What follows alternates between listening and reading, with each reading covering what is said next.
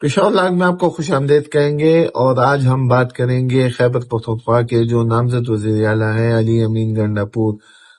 وہ اپنے آبائی حلقے ڈی خان میں تھے، جس کے بعد آج وہ پشاور آئے ہیں۔ یہاں پر انہوں نے اپنا پڑاؤ اسپیکر ہاؤس میں ڈالا ہے، اور آج کے دن انہوں نے جو پاکستان تحریک انصاف کے موجودہ منتخب نمائندے ہیں اور سابق ارکان قوم اور صوبائی اسمبلی ہیں، اور اس کے ساتھ ساتھ پارٹی کے جو دیگر رہنما ہے ان سے ملاقات کی ہے۔ اس ملاقات میں جو پارٹی رہنما ہے انہوں نے نامزد وزیر اعلیٰ علی امین گنڈاپور کے والد کی وفات پر تعزیت بھی کی ہے۔ اس موقع پر یقیناً جو عام انتخابات ہوئے اس کے بعد جو پیدا شدہ صورتحال ہے اس پر بھی غور و خوض کیا گیا ہے۔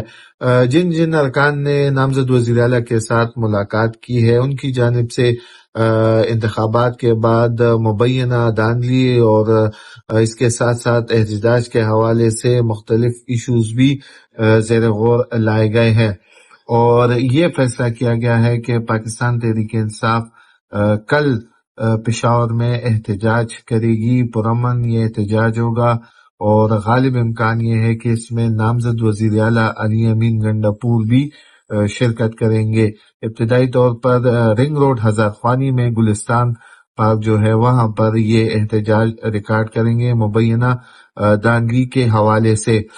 اس کے علاوہ آج ایک اہم پیش رفت یہ بھی سامنے آئی ہے کہ پشاور ہائی کورٹ کی جانب سے پاکستان تحریک انصاف کے جو نامزد وزیر اعظم ہیں عمر ایوب، انہیں 1 ماہ کے لیے راہداری ضمانت جو ہے وہ ان کی منظور کر لی گئی ہے۔